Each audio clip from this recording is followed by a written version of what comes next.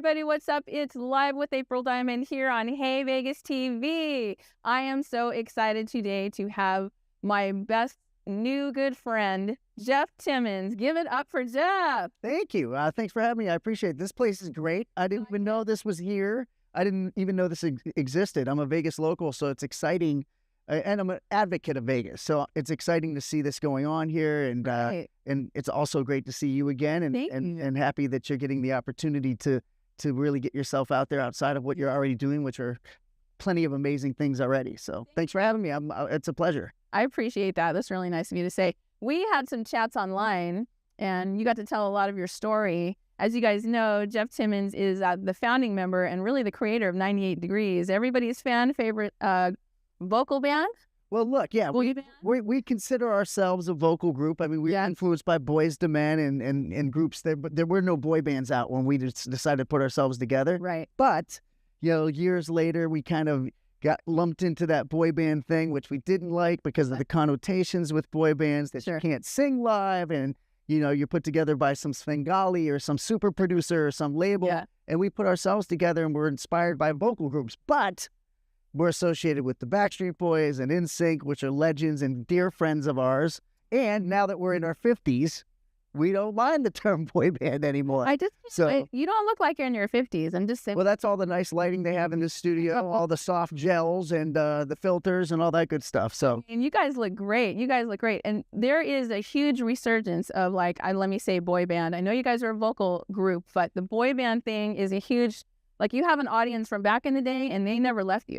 Yeah, I mean, that's what's great about it. Certainly when we started the group, you know, I started the group in college with some guys trying to impress girls. So when you start a group like this and you're trying to croon and, you know, you don't expect that you're going to do all the stuff for teenage and preteen girls. So that being said, years later, we're lucky that we had that younger audience because it allows us to do what we're doing for a living, you know, 30 years later now. They're all grown up. They have, you know, kids of their own that they're introducing our music to. And, you know, we get to go out as middle-aged guys now and still live the dream, get up and sing songs for a living. And, you know, they're more enthusiastic and excited and rambunctious than ever. Right. So it's a blessing. It really is. That's awesome. And, and you know that because you've got your own tribe at home.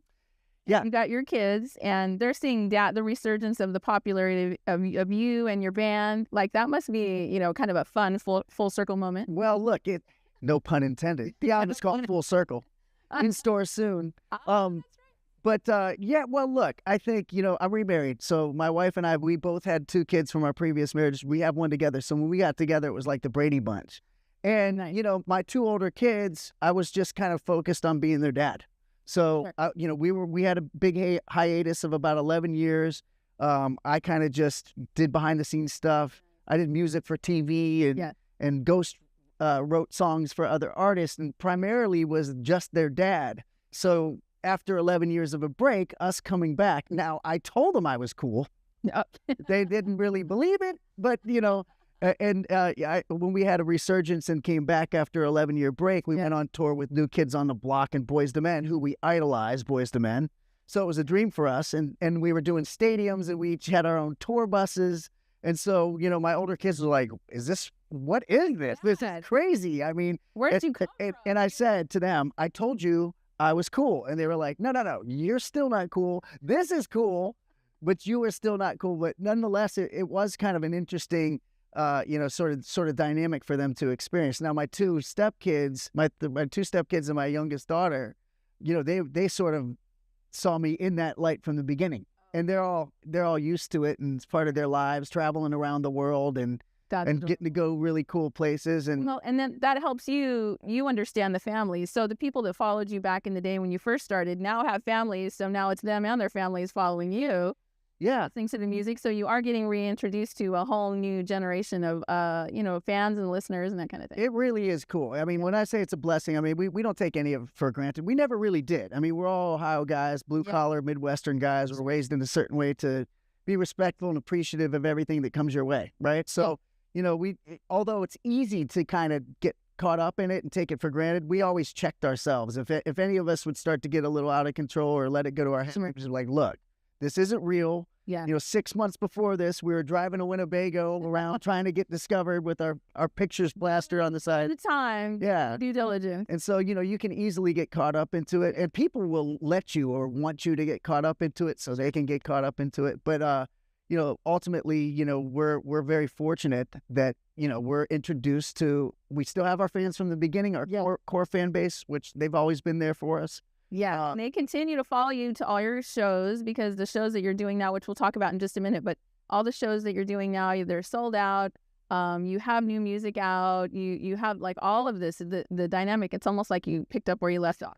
In fact, it's almost better. Although we were tremendously popular in the late 90s and early 2000s, we didn't really, there was so much competition. You had the Backstreet Boys, which we were compared to, and NSYNC, which are these amazing, legendary groups, which we were, again, fortunate that we were compared to them. But we had a different label situation. Originally, we set out to be an R&B group, which was very niche towards R&B pop instead of pop. So we were streaming, kind of swimming upstream to kind of get that sort of notoriety and attention that they got. But now, years later, the association, people assumed that we were as massive as those groups. And don't get me wrong, we were popular, but not nearly as popular. But now they're coming out in droves. They just assume, we're in that same niche. Yeah, and everybody has their niche. As a vocal group, you guys have that distinguishing quality, but you're still that boy band. So you cross both of those labels, right?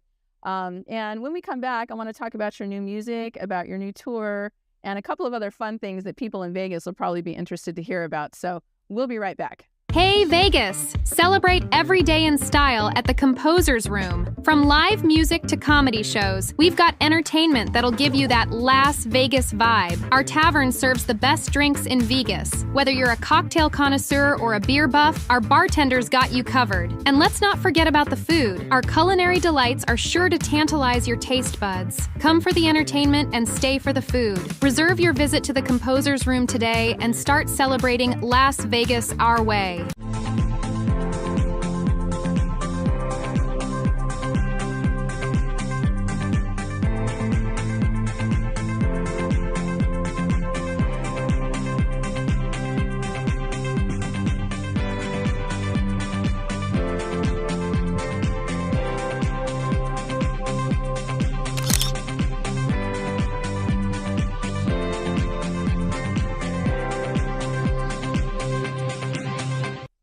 All right, you guys, we are back live with April Diamond with the one, the only Jeff Timmons from 98 Degrees. But also, you have multiple things going on, and I did some Googling of you. Oh, wow. I can't know what you wish for when you do that.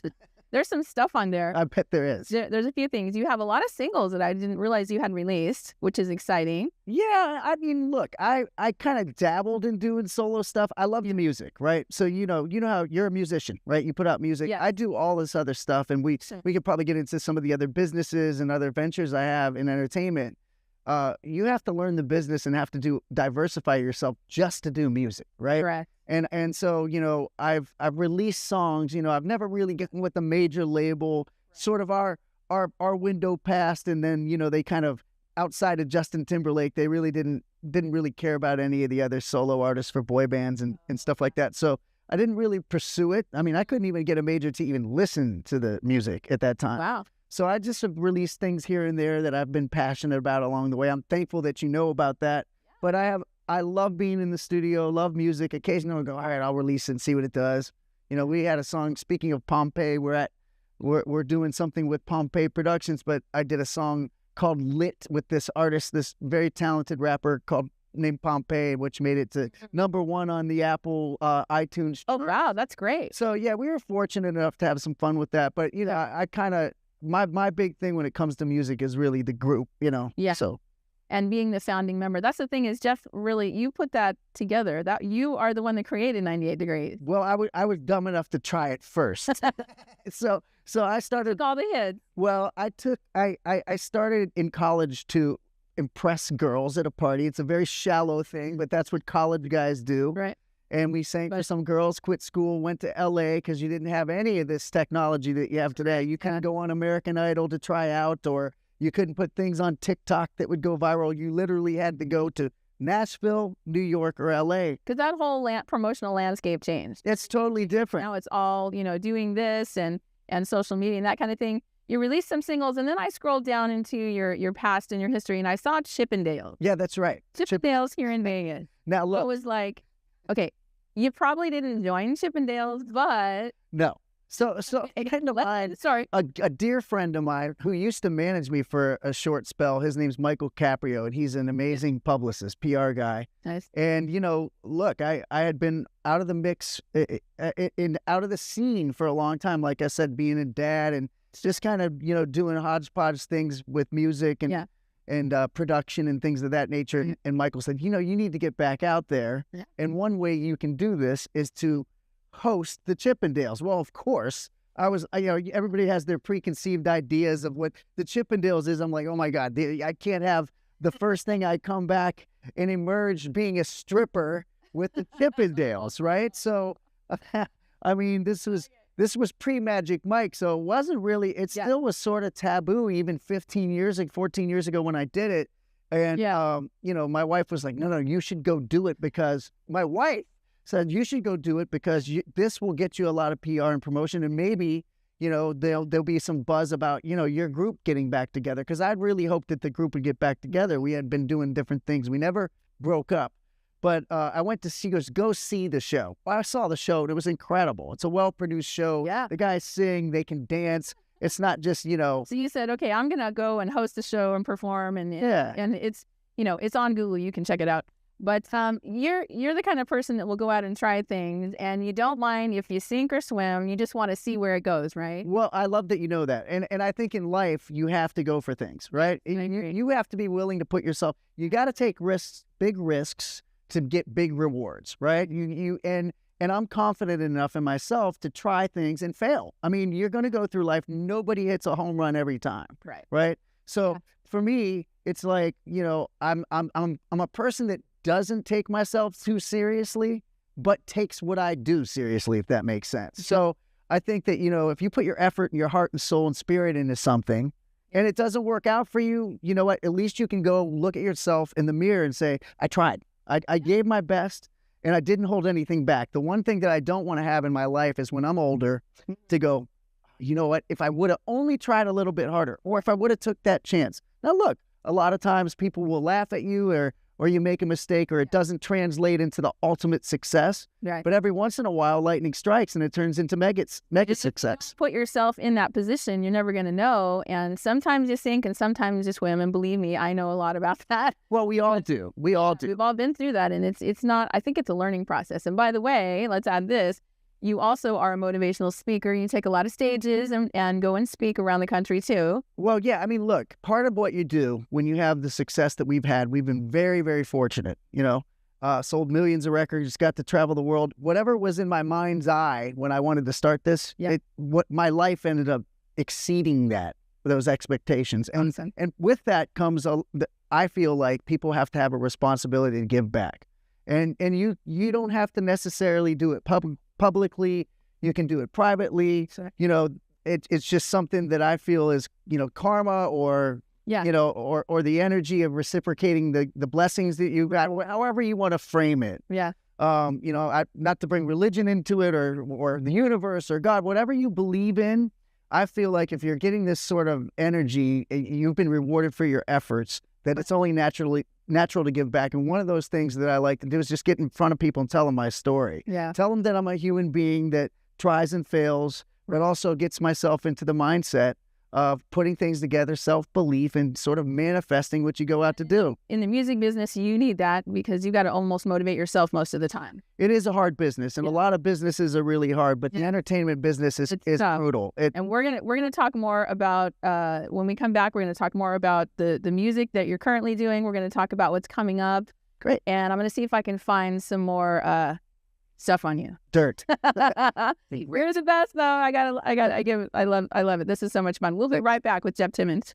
Hey Vegas! Celebrate every day in style at the Composer's Room. From live music to comedy shows, we've got entertainment that'll give you that Las Vegas vibe. Our tavern serves the best drinks in Vegas. Whether you're a cocktail connoisseur or a beer buff, our bartenders got you covered. And let's not forget about the food. Our culinary delights are sure to tantalize your taste buds. Come for the entertainment and stay for the food. Reserve your visit to the Composer's Room today and start celebrating Las Vegas our way.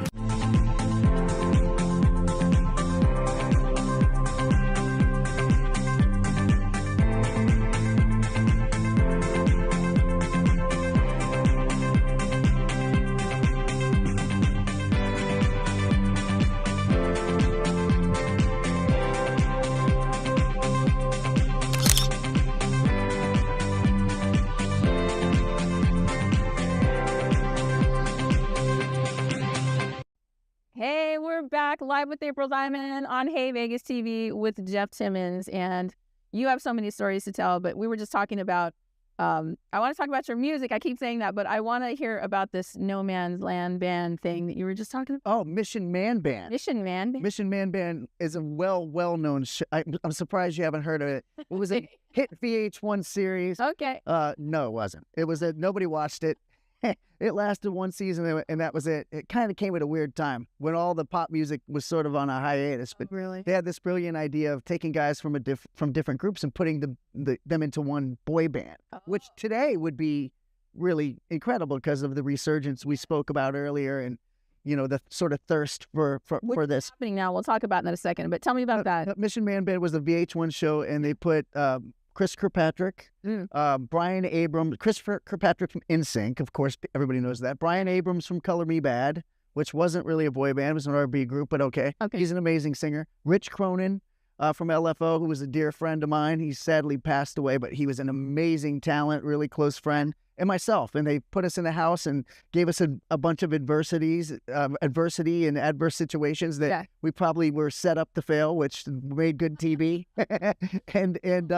But it was a really, really great experience in that it took us outside of our comfort zone. We have been used to having all this success and all this adulation, and then they put us in vulnerable situations on camera, and it sucked. It wasn't cool, and we looked bad on TV. But ultimately, Why did you say you looked bad on TV? Well, look, for example, our first performance live together was in an Orlando Magic basketball game. Okay, that's not exactly our fan base. It's a bunch of guys, so they wanted us to get boo. And Right. in fact, the production team actually put plants in the arena to boo us.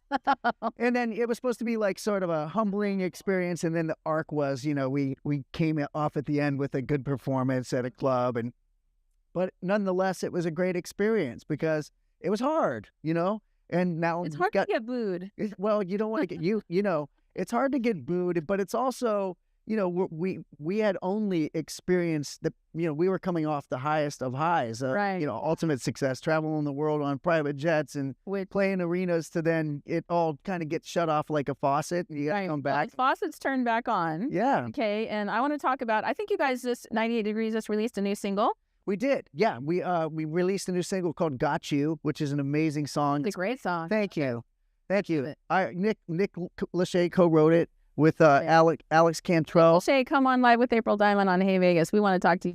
Yeah. All you guys. He's great. And he also wrote Soul Shock, I believe, kind of wrote it as well with them. And it's just sort of, when you do music like we've been doing for so many years, you think that you need to try to evolve, and certainly you do as a musician, right? But our fan base likes the ballads. But maybe we need to dance. Maybe we need to do up-tempo club songs. Maybe you just adjust it up, or maybe you need to add dance music, beats, whatever. But I like your authenticity. You guys do what you do. Well, we got back to it. We got back to it, and the fans love it, and it sounds like a 98 Degrees sounding song. Right. And we did what a lot of people were doing, and sort of Taylor Swift has made it, kind of brought it to the forefront, which is re-recording your own masters, right? Re-recording your own songs so you have ownership of your music. And for us, it's like, sure, you make money from that if it does well, but really it's just kind of about owning your stuff. You recorded it, you made it popular, and most of the record labels own it, which is odd, right? Yeah. So we've done that. So the album, it's called Full Circle. You had mentioned earlier, everything's full circle. Well, we've come full circle with our careers. Our fans are back. Our music is back. Good. We're back. Where can they find your music right now? You can go on 98degrees.com and find the links. The album comes out. Pre-save the album. It comes out May 9th. May 9th. Worldwide. Yeah. So we're just super excited and thrilled and blessed and fortunate to still be doing what we're doing this many years later. It's so incredible, but it's a testament to the fact that your fan base loves you and they loved what you did. They love the stories that you told, and you guys are authentic telling your story. Well, there's no other way for us to be. I mean, look, we obviously you want to have the mystique of being a star and all that stuff, but we've kind of prided ourselves on being those guys that everybody could relate to throughout the years. We felt like that set us apart, right? And I think it's working really well. Thank you. It's working really well. I really appreciate it. And I'm gonna listen. I'm gonna pre-save your new album. Tell us again what it is, so people don't forget. It's called Full Circle. Just go to our website, 98degrees.com, or any of our socials. It's all 98 Degrees, and you can find out anything that's going on, shows that are coming up, and all that good stuff. I say that because sometimes we have to say it twice to remind people. So yeah. All right, we'll be right back with Jeff Timmons. Hey Vegas! Celebrate every day in style at the Composer's Room. From live music to comedy shows, we've got entertainment that'll give you that Las Vegas vibe. Our tavern serves the best drinks in Vegas. Whether you're a cocktail connoisseur or a beer buff, our bartenders got you covered. And let's not forget about the food. Our culinary delights are sure to tantalize your taste buds. Come for the entertainment and stay for the food. Reserve your visit to the Composer's Room today and start celebrating Las Vegas our way.